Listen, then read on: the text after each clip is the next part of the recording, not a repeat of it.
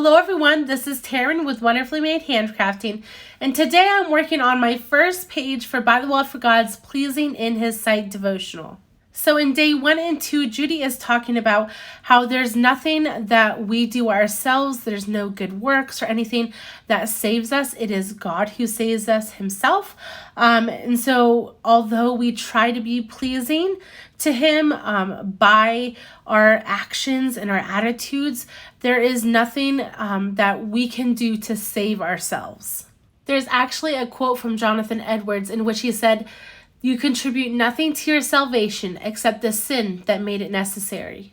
So in days 1 and 2 of this devotional, Judy is really talking about Ephesians 2 quite a bit, and that chapter actually holds some of my favorite verses, specifically verses 4 and 5, which read, "But God," and there's a comma, which I love that comma, just recognizing that it's God, "but God, being rich in mercy, because of the great love which he loved us, even when we were dead in our trespasses, made us alive together with Christ. By grace you have been saved." So as I was doing some more research on these verses, I came across a quote from R.C. Sproul, and he says, "Mercy, unexpected love and generosity, cannot be showered upon us as something owed, because mercy that is owed is not mercy, but obligation. It can be given only to those in a desperate situation who cannot help themselves and lack the capability to earn or pay it back. And there is no better way to describe our situation apart from Christ than utterly and hopelessly desperate." So I decided to add that first half of the quote to a journaling card. Unfortunately, it couldn't hold the whole quote from R.C. Sproul, but it included the main part about mercy and how if it's owed back, then it's just obligation, not mercy. So anyways, I included that on a journaling card, and then I wanted to use this new Plaid Thinlit that I picked up. Tim Holtz just released this maybe 2 weeks ago or so, and I had seen so many makes of people using this in different ways.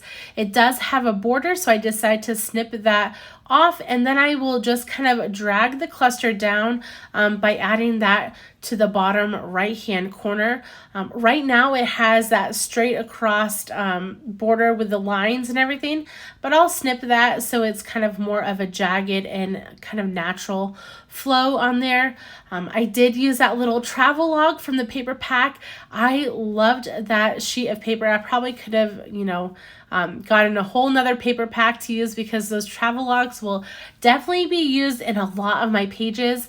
But you'll see here, I do grab that camera from the extra die set, and then the floral and that Polaroid just come from the regular kit ephemera as well. So now that I know where everything is positioned in my cluster, I will start gluing stuff together. I am not gluing these down to the back of the paper, but simply one to another or stapling or whatnot. I am just adding enough glues to hold it so that I can move it off the page and start working on my background a little bit more.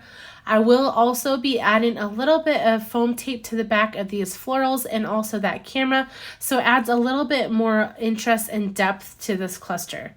Now, oftentimes I make a really in-depth kind of a mixed media background, but this time we're keeping it simple. I haven't worked in my interleaved Bible for a month and a half since I was doing my pocket Bible last month, and so I actually made this cluster fairly large and kind of more busy than I normally would, I think.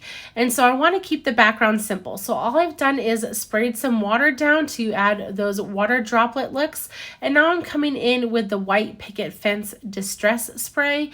And I'll just kind of plop that down. Since this is a distress, it kind of tones down once it dries, so it won't look as white.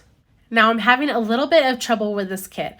I love it so much that I just want to use everything on this first page, and so that's why it got a little bit busy. I probably should have toned it down a little bit, But, you know, in the pages to come, I'll learn to not use everything. But anyways, I still like it. It looks good still to me. It's just a little bit more busy. So anyways, I made sure everything was dry, and then I decided, how could I do this page without fabric? I haven't used, you know, fabric on an interleave page in forever. I think it's both because I love this kit so much, and I also haven't worked on an interleaved Bible page in a while, that I just want to add it all. But I do want to tone down this white in the fabric a little bit, so I just kind of brush on some frayed burlap that was on that makeup brush, and now I'm using my tiny attacher to staple this, simply because it's easier than going to the sewing machine and sewing it down. So I will tuck that in underneath the journaling card so you won't see it. I didn't want to add a fourth staple, so that's why I ended up adding a little bit of glue to the ends. And now I'm making sure that everything is kind of nice and dirty and antique-y looking. And I will add glue to the bottom side of this journaling card and just kind of stick it down. Now that that's nice and glued down, I'll work on gluing down this whole cluster. So I'll just flip it over. I am running out of my Barely Arts glue, which is good because on Black Friday, I grabbed another one and still haven't needed it yet. But so glad that I have an extra to, you know, jump to once this one is completely done. So anyways, I'm flattening that down on the page, and now I will add the floral and the camera to this cluster. I'm just peeling off those backers to the foam tape. Sometimes I add quite a bit of pieces of foam tape to the backside of these intricate ephemera pieces, like the florals. But here's where I make a little mistake. I end up putting that camera down a little too close to my quote. I don't like how it's kind of encroaching on it, so I'm just going to lift it up with my scissors. Using the scissors to kind of pry it up really helps. It does rip the map just a smidge, but it doesn't really matter because I'm going to recover it back up after I just push it up just a hair. Now I'll add my date stamp to the bottom right hand corner, and then all of a sudden I decide I want to add a title. Now I don't always add a title, but for some reason I just felt like this was missing something.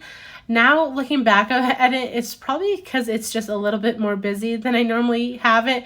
So adding the title just, you know, adds something else, but it's okay. It's all good. I end up adding the title Mercy because that is the number one word that stands out to me in these two verses. And I'm having a hard time trying to figure out where I want to put this title. I don't want to, you know, add more busyness really. So I end up trying it out on this travel log, but then I know that I'm going to kind of have to tuck it in behind the Polaroid, and obviously most people could figure out that it says Mercy, but I just didn't like how it ended up looking. Since it was a title, I didn't want to hide that why. And so anyways, I try it out with these tweezers. Luckily, they're very helpful in laying down these tile alphas, and they are also very helpful at peeling them back up.